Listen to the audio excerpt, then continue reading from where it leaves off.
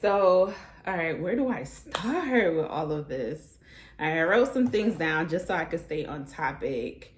And it's really all about what really happened to Angelically Natural.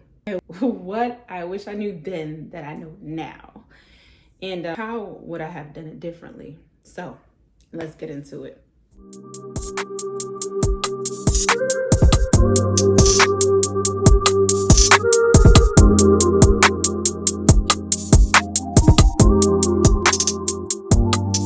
First of all, everything started changing in 2019. It was like a master reset for everybody. Everybody discussed that. But for me, I look at it as the big shift. And I knew that in 2019, I heard the words shift. I had no clue what that would mean for my life, what it would entail for my business, none of it. And so, to say the least, I went through the biggest shift I've ever encountered. And so it majorly affected my business, but it also did affect my personal life as well. And I wouldn't say it was all negative because I think I gleaned and learned so much from this experience. And what I would say is that I wish I would have just trusted myself more and followed my instincts and be okay with saying no.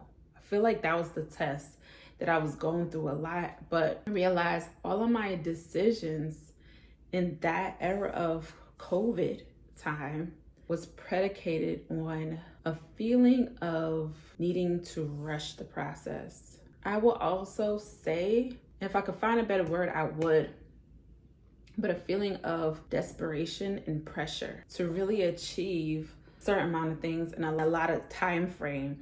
And I would say when you do things in that way, what happens is that you don't make the right decisions. You're making decisions based out of fear than in faith. And I don't know when it was that I lost trust in myself, which is really losing your faith in God. I don't know when that really happened or why, because the whole entire time, I was doing good. I was trusting in God. Things were just happening, elevating. But I think me thinking I wanted to be more intentional, that I wanted to win by this time, the whole thought process of businesses getting money, and nothing wrong with those thoughts, wanting to scale, wanting to become all the glitz and glamour that you saw on social media. I took a break from social media in the beginning of COVID and then came back, and everything had seemed like it was changing. People were rapidly gaining momentum in different areas. But I realized I was more so working on my personal area and developing my personal page, sharing what I'm doing now. So I didn't realize that I was being redirected to another place that I've always wanted to actually be at, and ending a chapter that was good for where I was at in life. But then I was going into the mentorship realm of things, right?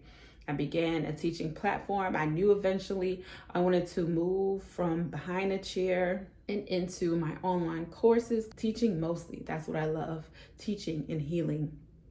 That's my passion. That's my drive. That's why I love doing here, is talking to the clients and healing and teaching and talking to people. That's what it was more than it was rushing to do your hair. I like conversation. So I said, I just want to stay in that realm, because hair is a great skill, a great technique, and being that I patented and invented a technique, it did carry me a long way. It just wasn't something I had a drive for anymore. Standing behind a chair, doing people hair, dealing with the customer service issues that would happen sometimes, dealing with crazy clients sometimes, and just knowing how to navigate those things. So one of the skills that I brought into the realm of entrepreneurship in my own business that I was super proud of was my customer service skills. Was knowing how to direct people to a more positive outcome and experience, how to appease them. But then you also had the clients that I never really dealt with in customer service. I had the customers back then, if they had an issue or they were trying to scam, there would be a process. They'll come to me, then I'll send them to them, and those people would deal with those type of people, right? The manager, supervisor. But in entrepreneurship had become all of that.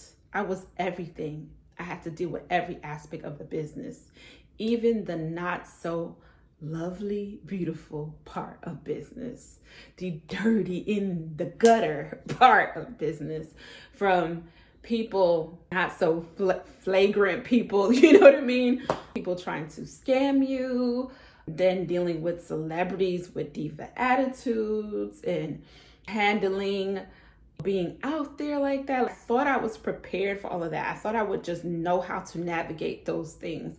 But in all honesty, it just drove me away from it. That's not what I wanted. That's not what I needed. So, to say the least, it went beyond me in the whole customer service thing. It was me dealing with all of it, and I literally became burnt out with those type of clients trying to haggle your pricing, clients not happy with their hair because they had unrealistic expectations. And it took a lot of figuring things out as you go. I do pride myself in having that figure out ability that kept me in business for a decade. So I'm proud of that, because a lot of people don't last beyond 5 years. I went for a whole decade, 10 years in business. And I don't say this to say that it's at an end. I think it's an end of what it was. And I'm going into something completely different. I'm actually answering my call, and God is answering my call and my desire to no longer be behind the chair and operate this business in a different way. So eventually I decided to start ending my page, Herb University, and just make it a one conglomerate with Angelically Natural. That's the name that I trademarked. That's the logo I trademarked. And so because I invested so much in it, I'll keep the brand and also add different brand layers under that. So, what really led to the space that I am now? I would say in the last 3 years, we're post-COVID 4 years, right? This is 2024. That's so interesting. New beginnings, right? So came to a close in 2023, ending old chapters. And what happened was in 2022, the owner of the building I was in decided to sell the building. She'd been trying to sell for a while and haven't been able to do that, and finally was able to do that. I talk about this a lot. Just look at the old videos. I will probably tag them somewhere in the description or in this video if you need to know a backstory. So needless to say, I needed to move. I didn't have enough time to move, nor did I have enough saved to move. I came into money for my business that I used for education in my business. I paid hefty prices to get mentors to help me scale my business in the way that I visualized it being. Instead, I end up getting lost in the shuffle and all these ideas and ways of doing business that just was not in alignment with how I envisioned my business to be. And getting caught up in that had me creating a business that I couldn't even identify with anymore. Even the way that I operated in business began to change, much like the mentors who had $1 million businesses and stuff like that. And so that, if I were to advise anybody, make sure whoever you're choosing as your mentor is in alignment. That is so important. Many people just want to mentor because people have information, or they may see them have $1 million business, or they may see their assets, their things, all those things. And I want that. They have that. I'm going to join their mentorship. Before you do that, make sure you and them are in alignment, meaning the way that they perform business, the way that they envision their business to go, the type of flow their business is in, the type of individual that they are. Make sure those things is in alignment. If they are a workhorse, they work, they grind, they risk it all, they're getting surgery because they're getting sick, but they still going. And that's not how you perform. You do not perform well that way. You need rest. If you're that person and they're that person, it's not in alignment, because the strategies and the work tactics they use to achieve what looked like overnight success is what they have to continue to do to keep up that success. And if you're not able to keep up with that level of success in that way, you're going to burn out completely. That's what happened to me. That's exactly what happened. I burnt out completely, keeping up with a pace and speed that was not my own, keeping up with performing a business that was not in the way that I perform business, and just kind of misguided. And I wouldn't say misguided, I won't say that. I think when you have a strong foundation in how you build your business and the way that your business, you will have the mindset to just apply some of the techniques that align into your business. But for me, because I'm a boots on the ground running type of girl, the embodiment of what I needs to be in its fullness in that mentorship program. And that was not there. So I was trying to figure out, how do I involve myself fully, immerse myself into something and embody that business tactic and still be me. So as I said, I lost myself in that. It wasn't possible for me to do because you were guided to do that XYZ, just like a crab load of information. And I had to figure out which ones to throw out and which ones to keep. That's kind of why I do like being niched and believe niches do work, because you focus solely on this way of doing things, and those who are attracted to this way or that way that you do things will come to you. They will be called to you, just like how you have that calling to share with other people. And so on my personal page, I decided to put more of my personality out there. And not intentionally, it's been inspired action. So with that inspired action, I've been putting myself out there more and more, not knowing that it's kind of guiding me into a different direction. So with knowing all of that and saying all of that, I was building back my trust in self and my faith. And I think it dimmed more because my business took a turn and I never saw that coming. And how that really happened also is, like I said, when I moved, didn't have enough savings because I put a lot into this mentorship program, as I was telling you. And I fell upon an opportunity through a client to move my salon into someone who had a large space. And because I didn't have what I needed to make the down payment, pay the rent and all that, because of course it was an increase from what I was accustomed to paying. I was paying $650 at the old building, and now I'm having to pay $1,000. And I went from 3 stylists to 2, myself and my other stylist. And so the agreement sounded good to me because I didn't have to put a lot of money in. This is before I knew about salon suites that you could pay weekly. If I knew about that from the get-go, I would have went to salon suite and not worry about those things. But I didn't know about it. Didn't know nothing about it. That's why it's always so important to do your research before you say yes. Don't say yes to everything until you realize all the opportunities and exhaust all the different opportunities available to you. So needless to say, didn't know that. So I went into the space and decided to partner with this individual. And you do not partner with everyone. And if you have never partnered before, you will definitely learn how partnership works. And also make sure your partner sees your vision, understand your vision, and is in alignment. Do not create new visions to meet your partner's vision. Do not change your focus or alignment with yourself to align with this person to make a partnership work, because it would not work. And know when there's a mutual benefit and when it's not a mutual benefit there. And so a lot of things happened that should not have, but it did. And I learned a lot from that experience. I don't want to tell that story here. I've been writing a book and I will share that story in that book. I'll share with you guys. My first people to get it will be my email subscribers. You guys will get maybe a free copy or maybe for $1. I want to hear what your thoughts are about the book. Maybe we'll do a book party or something like that. Who knows?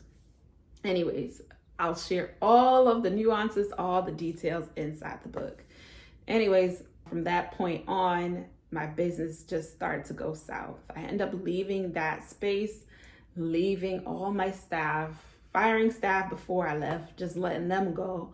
And I just completely I didn't let go angelically natural because I just couldn't let it go. But I let go the responsibilities that I had. I no longer wanted to manage people, personalities, attitudes. It was just so much of that. And it weighed heavy on my heart. Literally would feel this feeling in my chest, like a gnawing, stabbing feeling, not knowing that all types of boundaries was going to be crossed. All types of things was going to happen that I never suspected. Nobody was communicating their feelings, but communicating things behind my back with the building owner and not being forward with me. I cough it up to the game. It is what it is. But where I am now, I no longer want to manage people in that way. I'd rather be a solopreneur at this place I am in my life and do things differently that makes me feel well mentally, spiritually, and physically. That's where I'm at, about working on me. So with that being said, and that desire and that alignment, I know what it is I want. I will never vary off from that thing, that place that God has me, that alignment, that focus, what he's called me to do and called me to be in the way that he's called me to be it. If something doesn't align, I immediately get that feeling. Thank God for the feeling, because at first I was just like, I've never had this feeling before in my life. Where is this coming from? And I started to feel it more and more after that situation of what I felt like was a form of betrayal.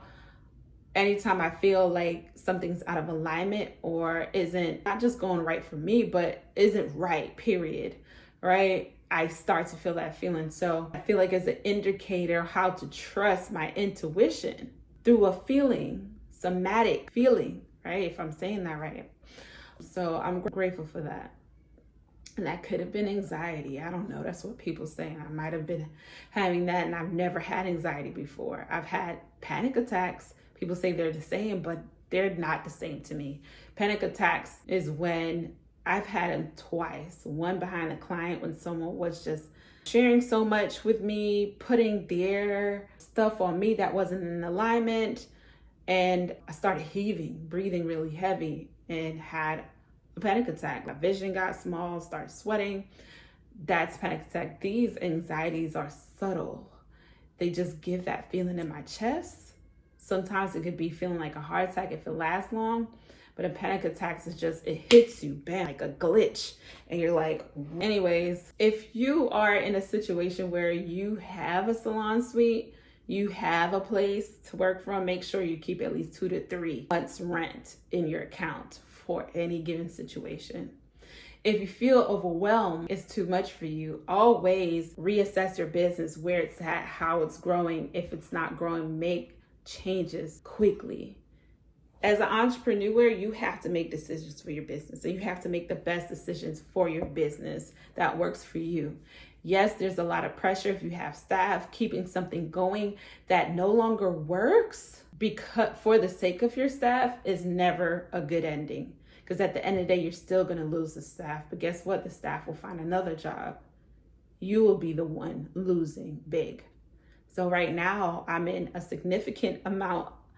I've never been in this kind of debt. Other people who has larger businesses probably, hey, you acquire debt. It is what it is. I don't feel happy with that. So I'm having to pay back this debt from having a salon, renting furniture, buying this and buying that, and not being able to pay those things back, whether they were bought on credit cards or stuff like that, because the business, I wouldn't say failed, but it came to an end, an abrupt end, right?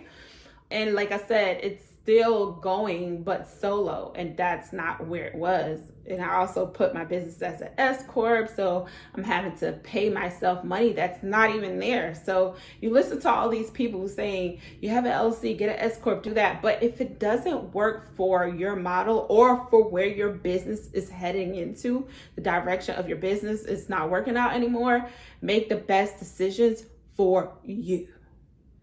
This is the time of information, and it's information overload. Everybody is telling you this and telling you that and how to do this and how to do that. And this is the best way and that's the best way. But it's only best if it works for you. And if it doesn't work, stop doing it. don't do it. Don't force your business to be where it's not, because you will only fall harder. Rushing your business to scale or be at a place that you want it to be because you see in everybody or your competitors being there, you guys don't even have the same vision, the same goals, or the same focus. You know what I mean? You never know what their end goal is. And I always knew my end goal was not angelically natural. This was a means to an end. It was a step for a key to open a door that had a key to many different doors. It was one of those things for me. So the desire to have this thing forever and build it out to a legacy, I don't know where that came from, because that was never really what I wanted to do. I didn't even go to school for it. People say, go get your license, do this, do that. And I'm just like, in my heart, I knew that wasn't in alignment. Like, if I wouldn't went to school, I would have did it years ago when I applied. And it just didn't feel right. It didn't feel like that was for me. It didn't feel like that's the direction of my life. I always knew I loved entrepreneurship. It just came in the form of hair, and entrepreneurship doesn't end here for me. That's why I created some patent as a means to another end. And so know where you're going. Don't try to detour it and think this step is going to get you there.